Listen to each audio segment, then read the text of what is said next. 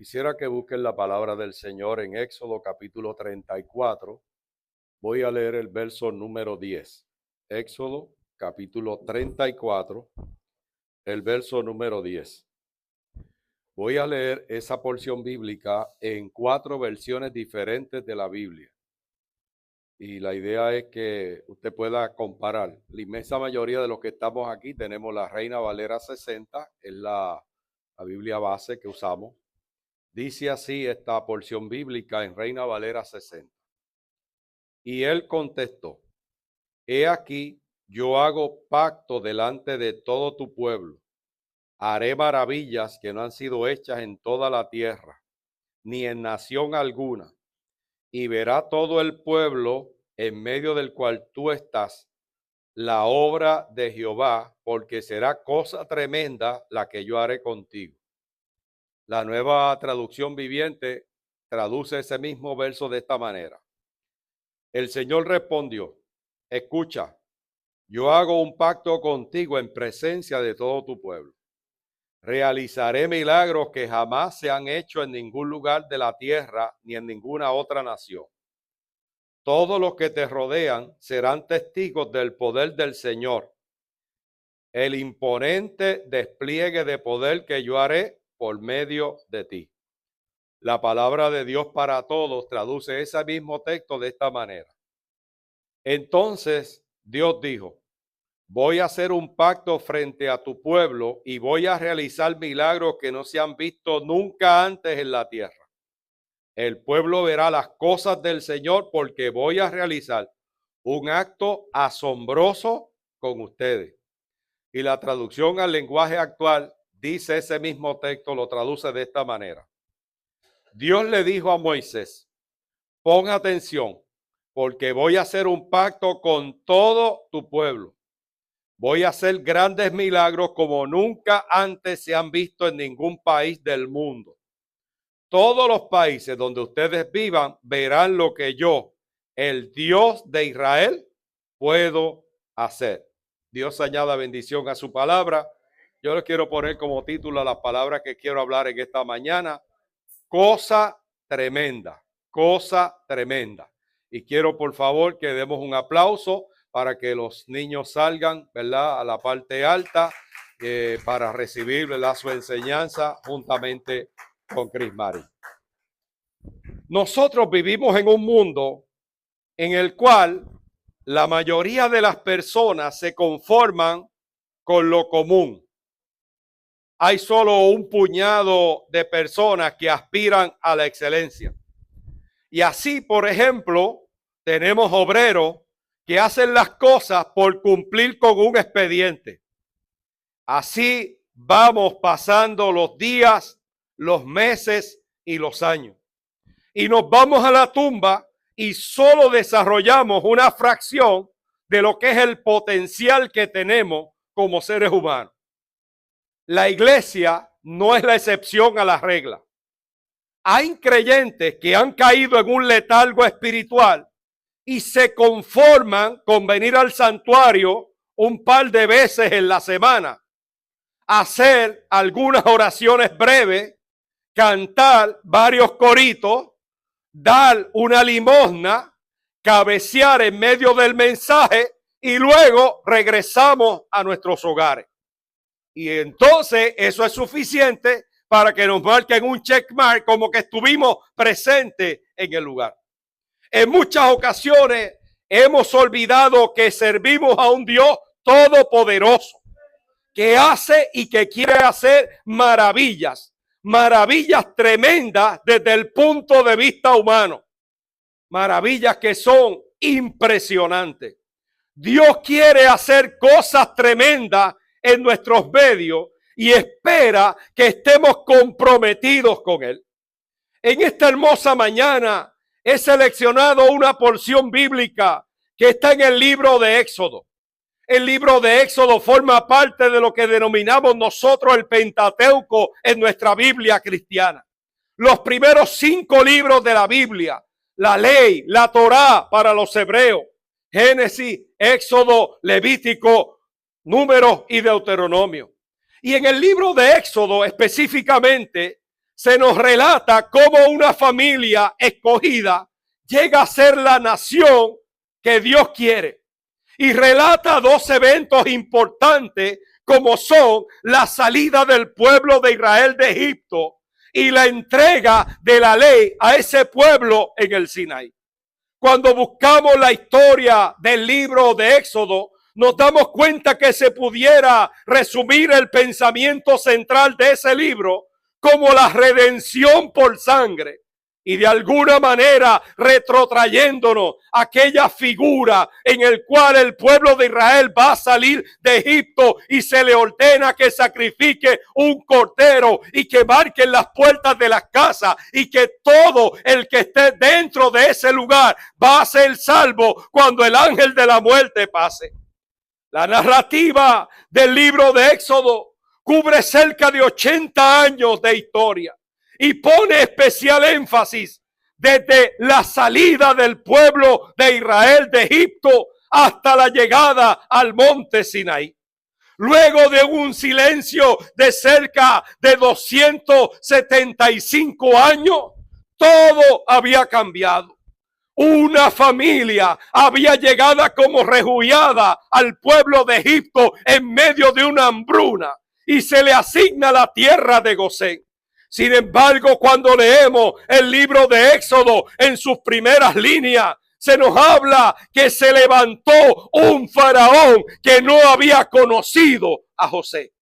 Y evidentemente todo lo bueno que se había hecho al comienzo de la llegada de la familia de Jacob se va por el sifón y el pueblo se convierte entonces en un esclavo del sistema egipcio. Se levantan de cuando en cuando faraones que no conocieron a José. Por eso es una de las cosas que nosotros celebramos nuestros aniversarios.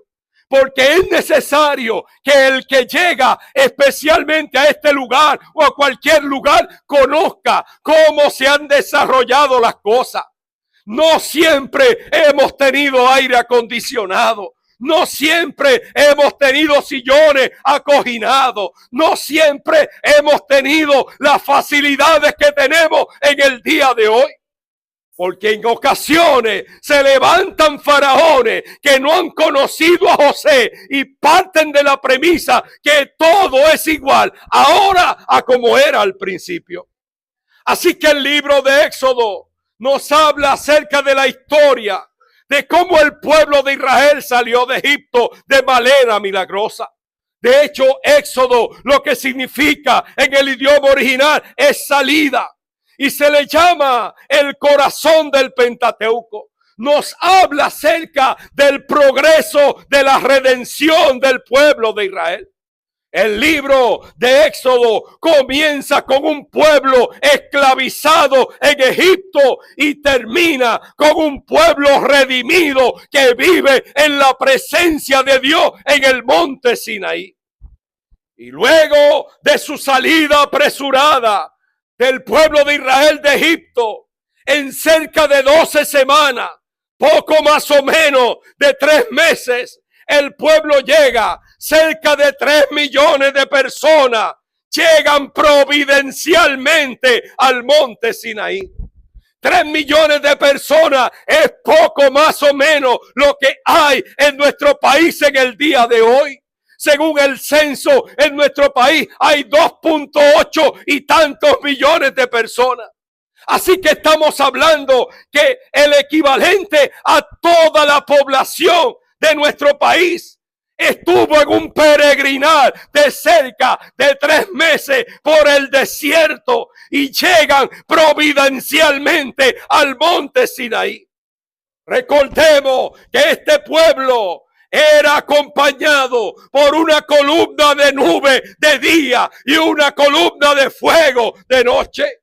Este pueblo había pasado el Mar Rojo en seco. Este pueblo había vivido las aguas dulces de Mara. Habían visto cómo el Señor le había provisto maná, cómo Dios le dio agua a través de las rocas y cómo habían derrotado a Amalek. Todo eso en 3 meses. habían llegado, habían salido de Egipto como esclavos y hoy estaban 3 meses después en el monte Sinaí recibiendo las tablas de la ley y viviendo en la presencia del Señor. Pero evidentemente no todo fueron cosas buenas. Ese periodo también estuvo acompañado por el miedo. Cuando llegaron frente al Mar Rojo, tuvieron miedo porque lo vieron demasiado de grande. Y el Señor tiene que decirle al caudillo Moisés, dile al pueblo que marche. Es hora de que comience a dar pasos en fe. Ese periodo de tiempo también estuvo acompañado de murmuraciones, de altercados con Moisés y de rebeldías de parte del pueblo. Cuando hablamos de murmurar, la palabra murmurar es una palabra dominguera y fina para lo que nosotros llamaríamos chismosear.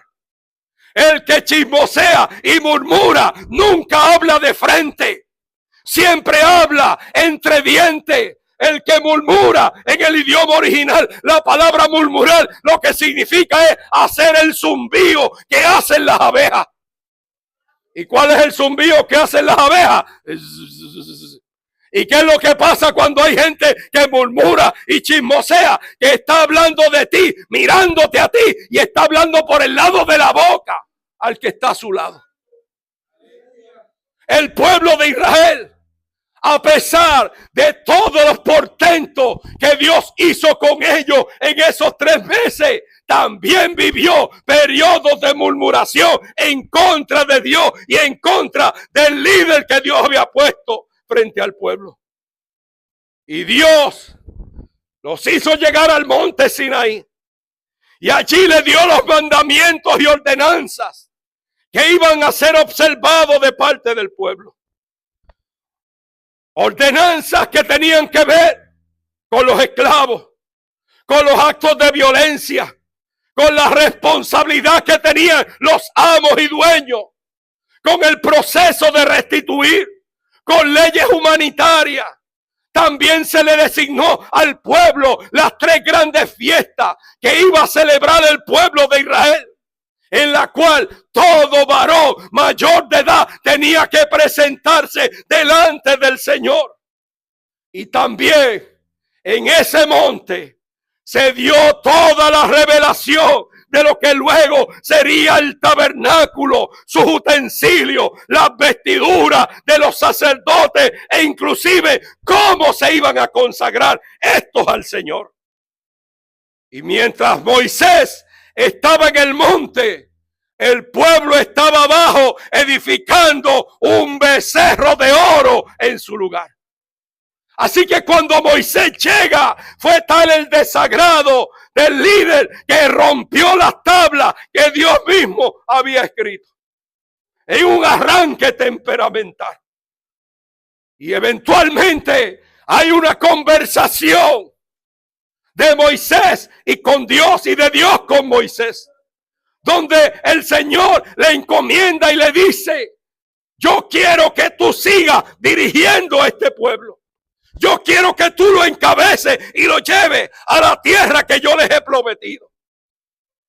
Y ahí tenemos a Moisés diciendo: Señor, tú me has dicho tantas cosas, en una paráfrasis libre de esa porción bíblica. Tú me has dicho tantas cosas. Tú me has dicho que nos vas a llevar. Tú me has dicho que yo encabece este pueblo.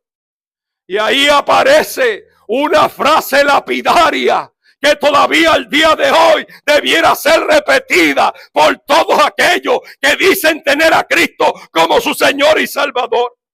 Moisés en el Éxodo 33:15 dice: si tu presencia no va conmigo, no nos saques de aquí. Aleluya. ¿Cuánta falta hace que nosotros podamos hacer esa afirmación? Porque hay montones de creyentes tomando decisiones a la carrera, lo que diríamos nosotros a los rintintín. sin buscar dirección de Dios de ninguna manera. Especialmente el pueblo nuestro sabe que puede resolver las cosas con un pasaje de 49 pesos. Y va al aeropuerto y arranca y se va para cualquier otro lugar. Y a veces no somos quien para preguntarle, Señor, esto que yo voy a hacer, esta decisión, esta mudanza, este compromiso que yo voy a hacer, ¿será tuyo? ¿Estarás tú en él? ¿Me estarás tú dirigiendo?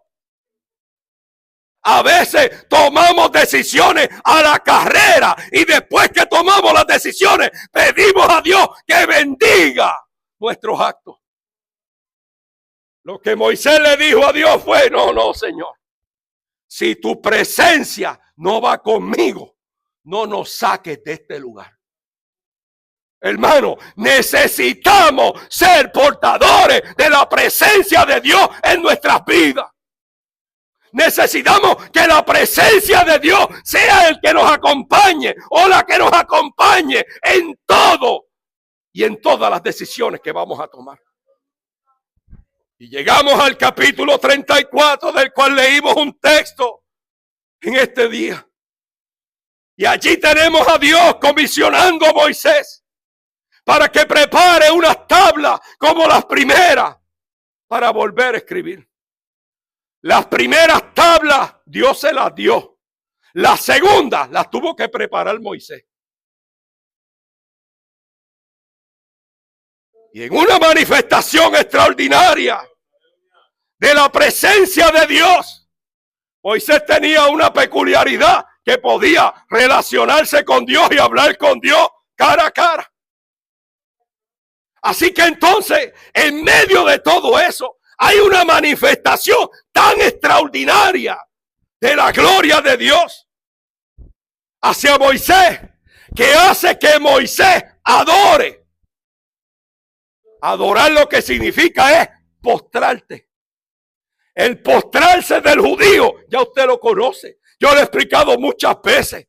El judío que adora postrado con la cabeza en el piso, las manos a los lados. Y cuando tú estás en esa posición, pierdes toda la visión periférica a vuelta redonda tuya. Cualquiera que te quiera dar o atentar contra tu vida lo hace fácilmente. Porque estás con las manos puestas en el piso y la cabeza puesta en el piso, sin visión periférica.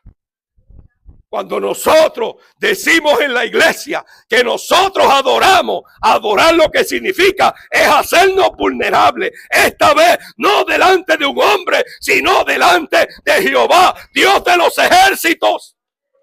¡Aleluya! ¿Cuánta falta hace en el día de hoy? Que tengamos la humildad suficiente como para ser adoradores. Adoradores en espíritu y en verdad. Moisés, cuando tiene este encuentro con la presencia y la majestuosidad de Dios, lo único que le quedó fue adorar. Igual que nosotros. Cuando nosotros decimos que tenemos presencia de Dios, mientras más presencia de Dios decimos que tenemos, más humildes tenemos que ser. La presencia de Dios no es una oportunidad para hacernos soberbios, para infatuarnos, para creernos que somos mejores que nadie. Ni siquiera para pensar que soy tan y tan espiritual que puedo sentarme en una banca a juzgar a todo el mundo. Cuando tenemos un encuentro con la presencia de Dios, vivimos con la cabeza puesta en el pie, sabiendo que la majestuosidad de Dios es suficiente, que toda la gloria y la honra la merece el Señor Dios Todopoderoso. Ante la majestuosidad de Dios, no hay espacio para la altanería, no hay espacio para la soberbia. No hay espacio para el autobombo. Hoy por hoy, lo que tenemos es una caterva de gente deseando tener más like, más share, ser mencionado, ser aplaudido, ser de alguna manera reconocido. Y nos olvidamos que después de todo lo que tenemos, la gloria y la honra es de Dios Todopoderoso. No hay espacio para creernos que somos tan grandes. Y en medio de esa conversación, y en medio de esa manifestación de la majestuosidad de Dios, lo que le queda a Moisés, en el verso 9 de ese capítulo que hemos leído, Moisés acepta que son un pueblo de dura cerviz. Y le pide perdón. Y le pide a Dios volver a ser tendido digno delante de su presencia. Eso de dura cerviz, si lo hubiera traducido alguien del barrio Leguízamo de Mayagüez, hubiera dicho: Señor, tú sabes que es que somos cabeciduros. Tú sabes que es que somos gente que decimos una cosa y hacemos otra. Tú sabes que somos gente que a veces abrimos la boca y ofendemos. Tú sabes que somos gente que decimos que vamos y nos quedamos. Que decimos que subimos y bajamos. Que no somos consistentes. Que queremos todas las atenciones para nosotros, pero no somos quienes para darle atención a nadie. Tú sabes, Señor, que somos un pueblo que vivimos con un doble discurso. Y queremos todo lo ancho para nosotros y lo fino para los demás. Y en el verso 10 que leímos como introducción en esta mañana, Dios contesta: voy a hacer un pacto delante de todo tu pueblo. Un pacto es una alianza, un acuerdo entre dos partes. Y en los acuerdos entre dos partes se establecen obligaciones y se establecen promesas que son vinculantes entre sí. De hecho, en la jurisprudencia, cuando se habla acerca del contrato, dice que el acuerdo entre las partes es el contrato. Que puede haber escrito algo en la ley. Si yo me pongo de acuerdo con el que me va a vender la casa y acuerdo una cosa, no importa lo que diga la ley. Lo que acordamos nosotros nos obliga tanto a uno como al otro. El acuerdo entre las partes, esa es la ley. Así que cuando aquí dice: voy a hacer un pacto delante de todo tu pueblo, Dios está diciendo: me voy a comprometer. Voy a hacer un acuerdo, voy a hacer una alianza donde yo me voy a obligar a unas cosas y ustedes también se tienen que obligar a otras. Hermano, Dios siempre ha querido estar vinculado a la cotidianidad del ser humano. Por eso, cuando hubo la caída en el Edén, procuró establecer los mecanismos para volver a encontrarse con su máxima creación, el ser humano. Y por eso tenemos en Génesis 3:15 lo que se llama el protoevangelio. La visión futura de lo que serían las buenas nuevas. Sí, caíste aquí. Sí, la serpiente, el enemigo te engañó. Pero va a venir un futuro donde va a venir un descendiente que te va a parar en la cabeza y te va a derrotar. Hoy tú y yo sabemos quién es ese descendiente. Se llama Jesús de Nazaret. Se llama Cristo Jesús, que en la cruz del Calvario derrotó toda fuente espiritual de maldad. ¡Aleluya! Bendito sea el nombre del Señor.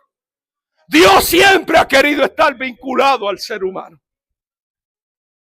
Por eso se creó todo el rito de la ley, tratando que esa comunión que había inicialmente entre Dios y su creación, que cayó como parte del pecado, se pudiera volver a restituir. El único problema era que tenían que hacerlo todos los años. Hoy tú y yo tenemos una ventaja. Lo hicimos de una vez y por siempre. Una vez aceptamos a Cristo como nuestro Señor y Salvador, ya no tenemos que volverlo a aceptar, porque ya Cristo se supone que more en nuestras vidas. Y dice en ese versículo 10, voy a hacer un pacto con ustedes. Voy a hacer maravillas y milagros que no han sido hechas en la tierra o en nación alguna. O sea, lo que Dios está diciendo ahí, voy a hacer cosas inéditas, que son irrepetibles, que no son copias, que no son imitación, que son originales. Ese es el Dios que tú y yo servimos. El Dios que tú y yo servimos no está buscando a ver dónde alguien hizo algo para él tratarlo de replicar. El Dios que tú y yo servimos hace cosas inéditas, únicas en su clase. Cosas que nosotros diríamos que son maravillosas, que son milagros, que están por encima de toda explicación de la ciencia.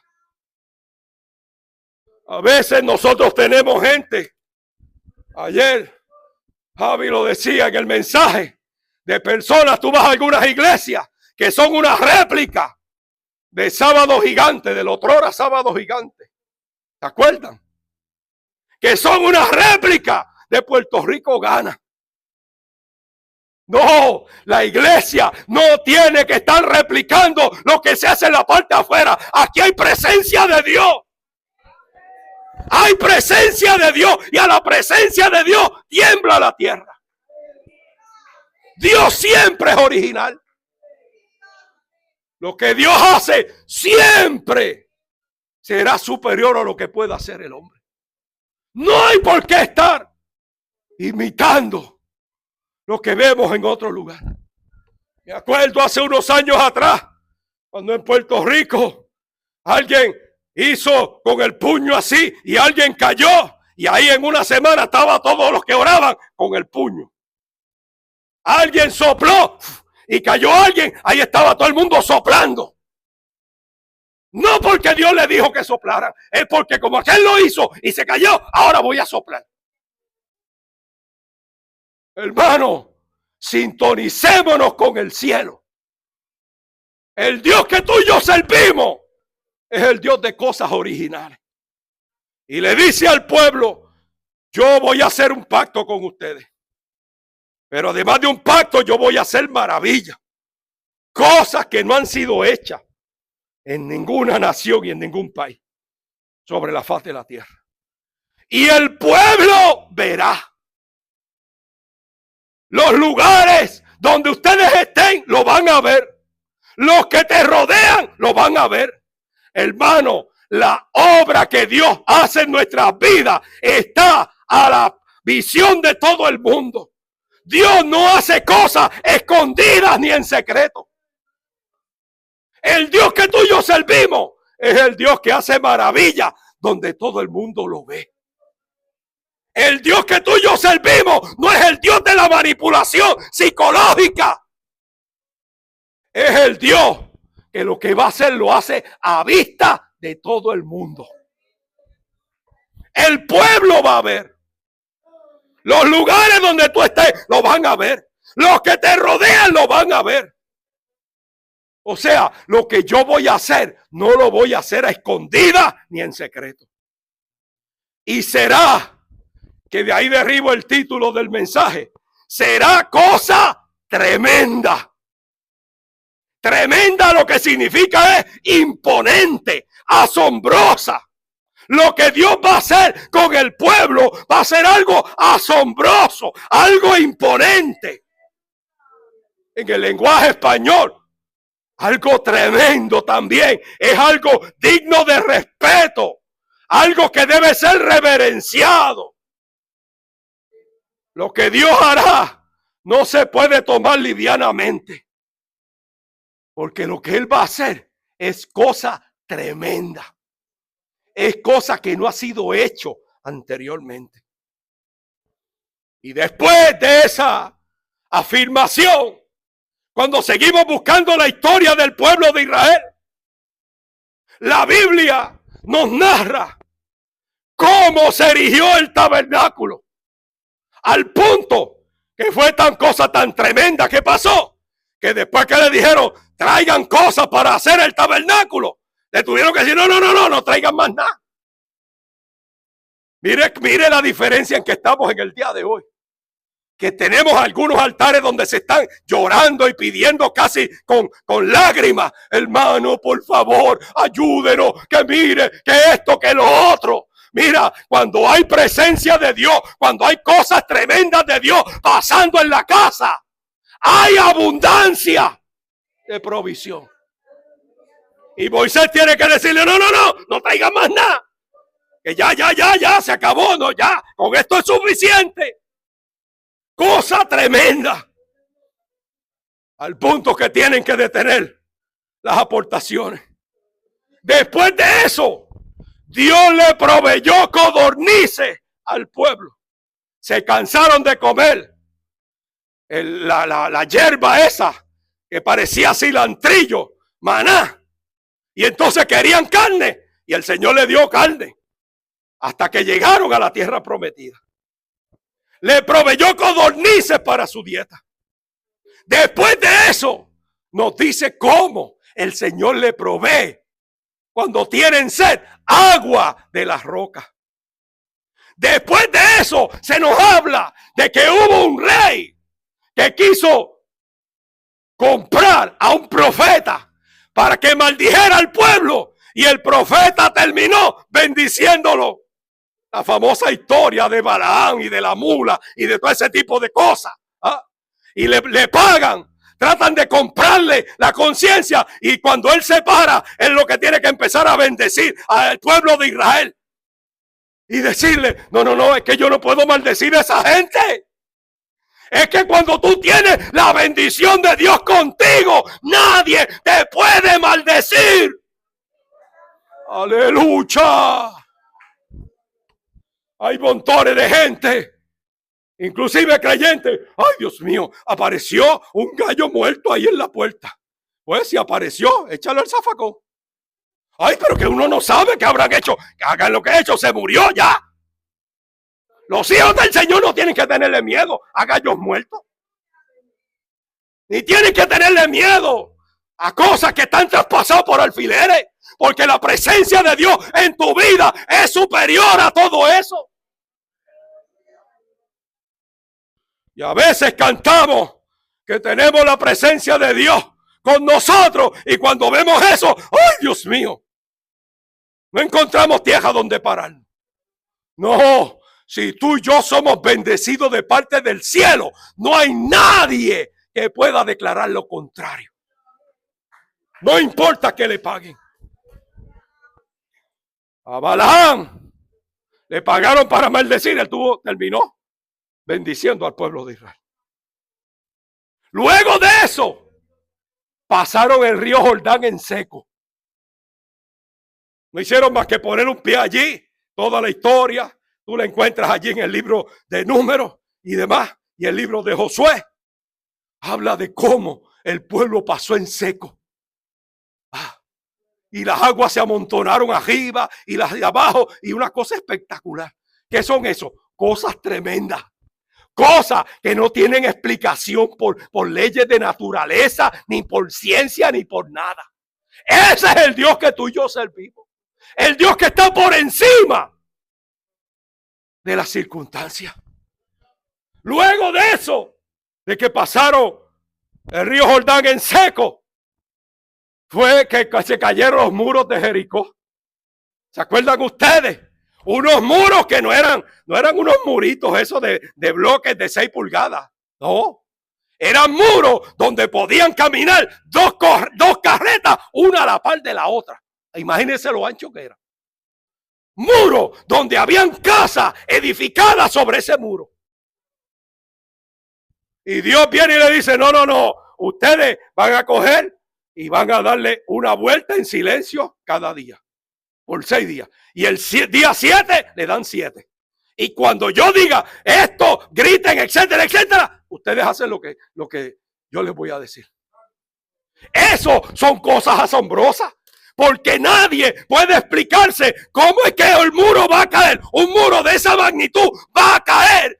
Porque el pueblo le dé una vuelta en silencio por 6 días. Y el último día da 7, grita, etcétera, etcétera. ¿Cómo es eso?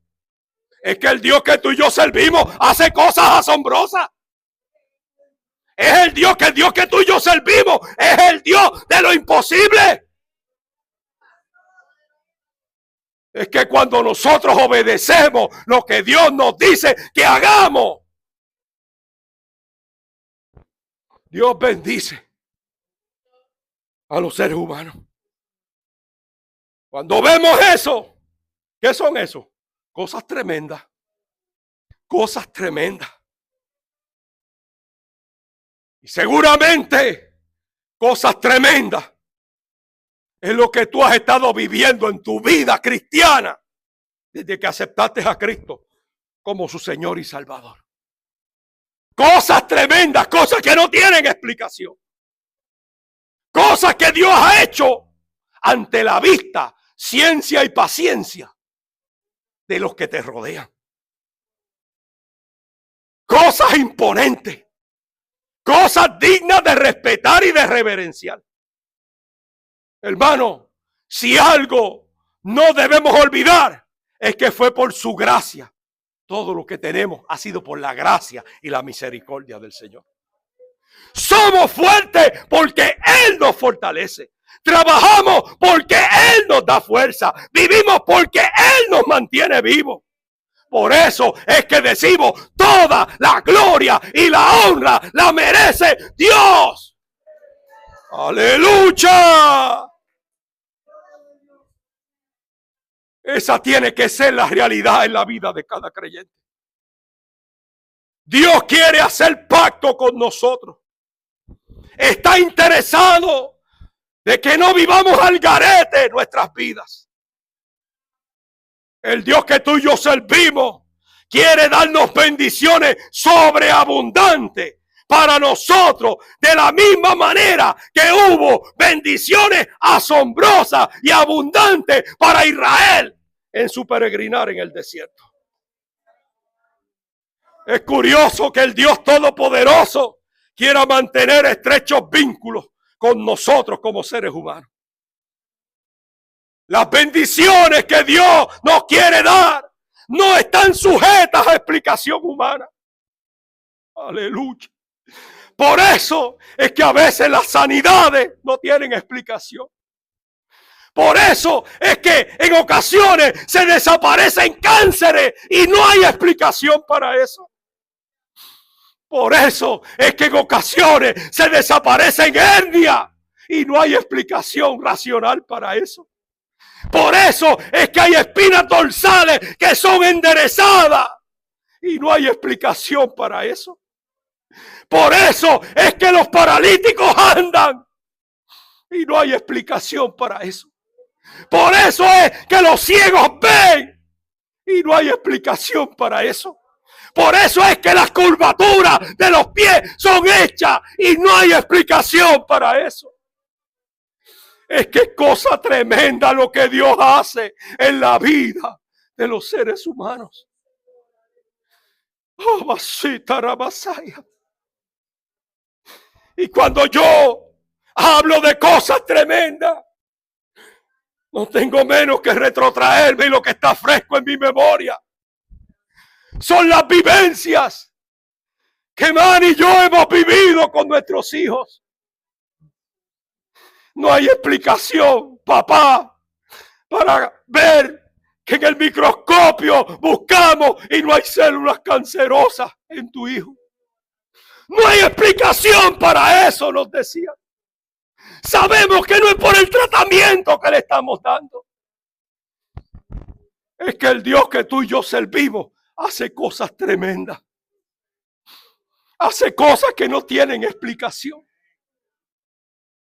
Dios quiere hacer cosas tremendas contigo y con los tuyos. Cosas que no aguantan un análisis.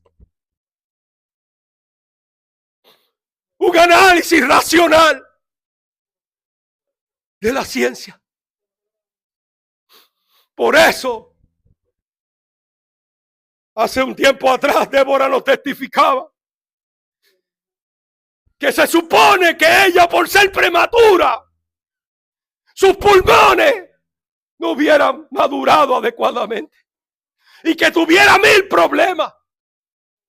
Y ahora ella, en la oficina donde trabaja atendiendo a damas embarazadas, tiene que leerle la cartilla y decirle: el embarazo es esto, aquello, lo otro, tienes que prepararte para esto, para aquello y para lo otro.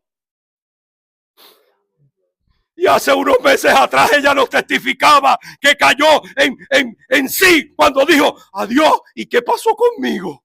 Es que no hay explicación para eso. Es que es cosa asombrosa. Es que lo que mismo que le estoy leyendo a la tematama me debió haber pasado a mi mamá, me debió haber pasado a mí. Pero son cosas asombrosas las que Dios hace. Cosas que no tienen explicación racional. Eso es lo que Dios quiere hacer contigo y con tu familia. Y lo que Dios hace, lo realiza a la vista de todos. No en cuartos oscuros, no con manipulación psicológica. El Dios que nosotros servimos no es el Dios del nebuleo ni de las apariencias. El Dios que tú y yo servimos es el Dios que todo lo que hace es asombroso, es extraordinario, es digno de respeto. Por eso a Él le damos toda la gloria y toda la honra. El Salmo 72 lo dice de esta manera en el verso 18. Bendito Jehová Dios, el Dios de Israel, el único que hace maravilla. Y mientras leo esa porción bíblica, me viene a la mente ese antiguo y vetusto cántico que nosotros cantamos en ocasiones. Bendito sea Jehová la roca, toda eternidad, mi escondedero y mi refugio, eres tú, bendito Jehová. En tu palabra confiaré y mi confianza en ti pondré. Oh gloria, oh aleluya, amén, amén, amén, amén. ¿Qué le parece si tarareamos ese cántico un par de veces? Bendito sea por toda la eternidad, mi escondedero y mi refugio, eres tú, bendito Jehová. En tu palabra esperaré y mi confianza en ti pondré. Oh gloria, oh aleluya, amén, amén, amén, amén. Bendito sea Jehová la roca por toda la eternidad, mi escondedero y mi refugio, eres tú, bendito Jehová.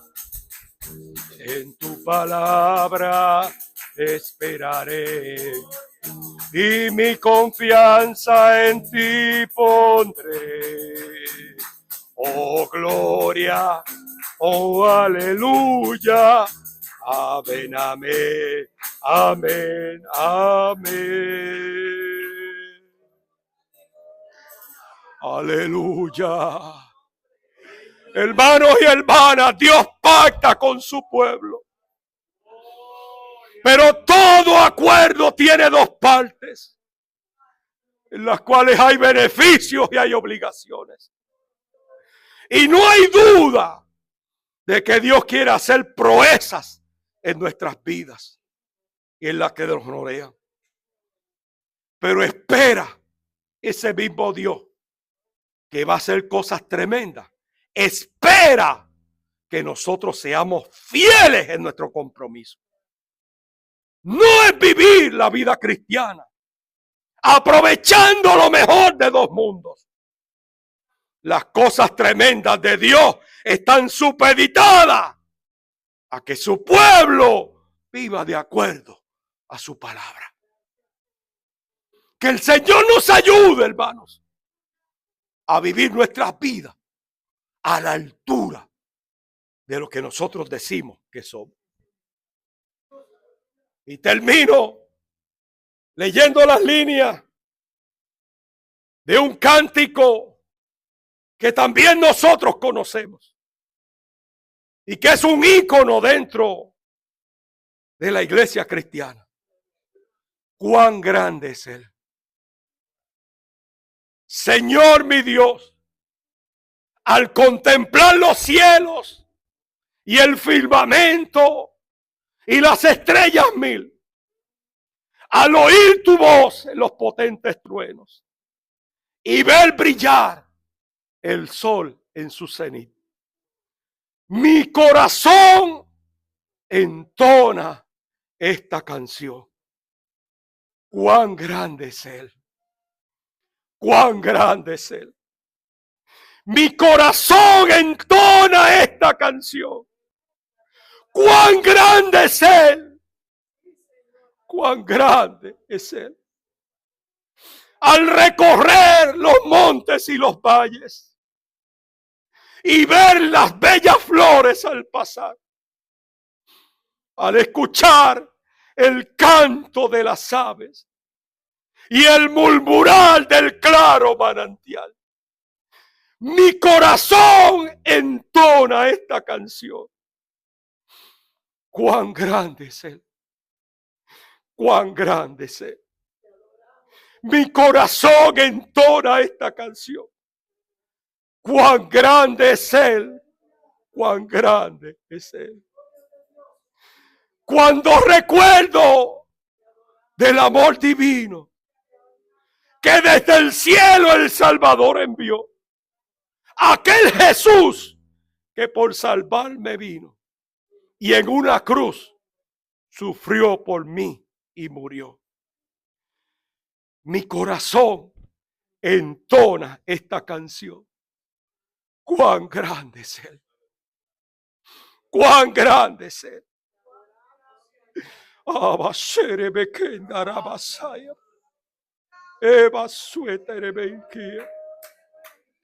Cuando el Señor me llame a su presencia, al dulce hogar, al cielo de esplendor, le adoraré cantando la grandeza de su poder y de su infinito amor.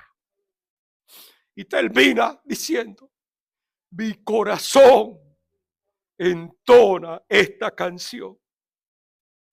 Cuán grande es Él. Cuán grande es Él. Y Rabaseta Rabasai. Sherebekeya Basai. Urabaserebekenda Rabasai. Sí, Señor. Sí, Señor. Y Rabaserebekeya Basai. Sherebekeya Basai.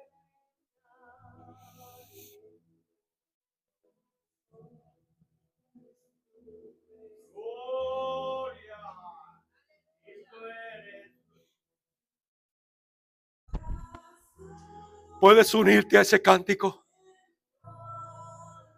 ¿Puedes unirte a esas líneas?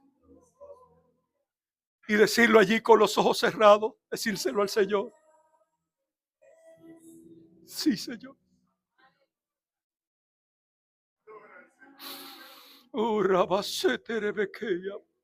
Sí, Señor.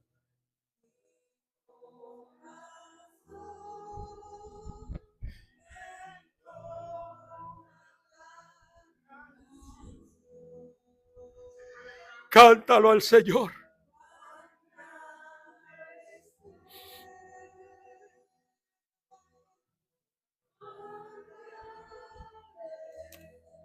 Sí, Señor.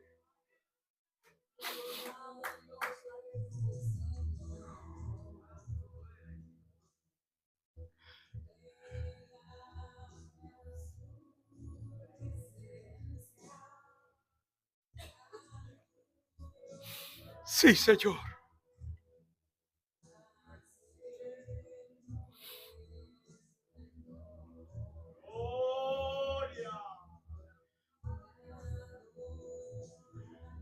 Sí, Señor.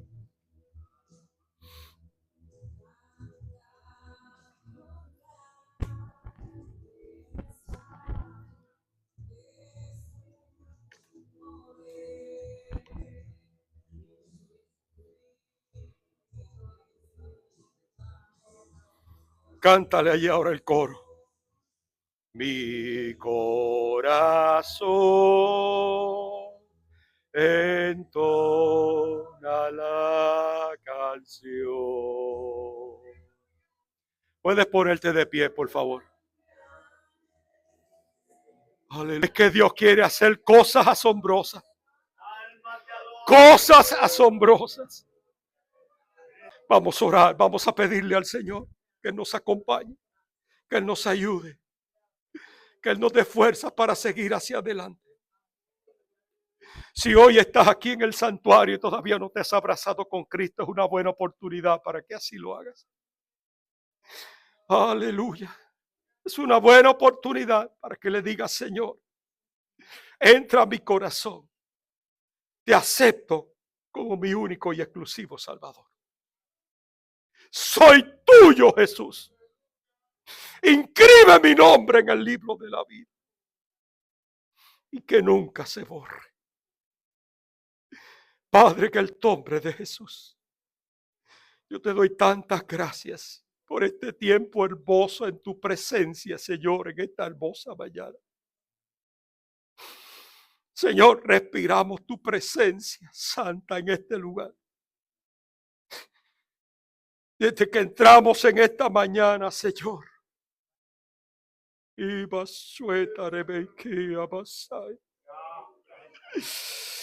rebesende rebequía basenda rabasai. Oh Dios. Yo quiero que Joel pase acá, por favor.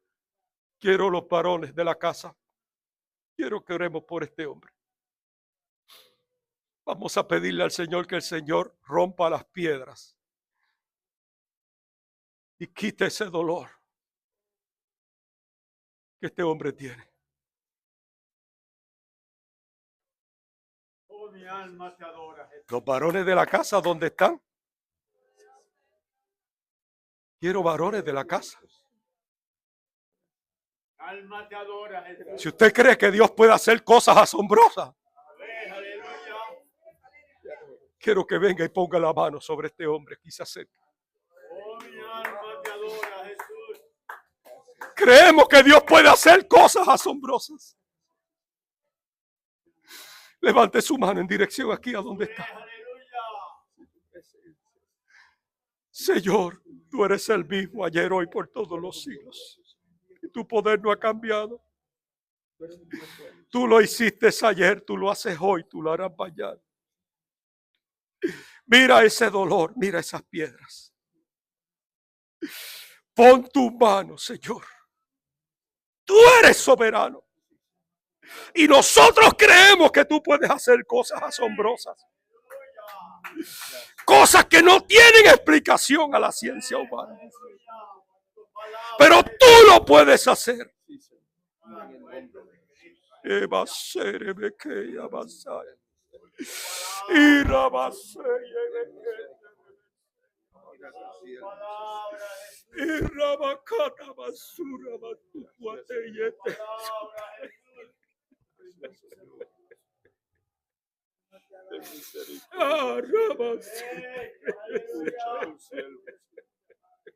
Escucha mi oración. Y rabaseye que no tú solo toti requeya pon tu mano, Señor, en esta hora. Pon tu mano, Dios. Tú lo haces, Señor. Tú lo haces. Tú lo haces. Tú lo haces. Tú lo haces. Tú lo haces. Cosa tremenda, Señor. Cosa que no tenga explicación, oh Dios. Tú lo haces, Señor. Tú lo haces. Gracias. En el nombre de Jesús. En el nombre de Jesús. Gracias, Señor. Gracias.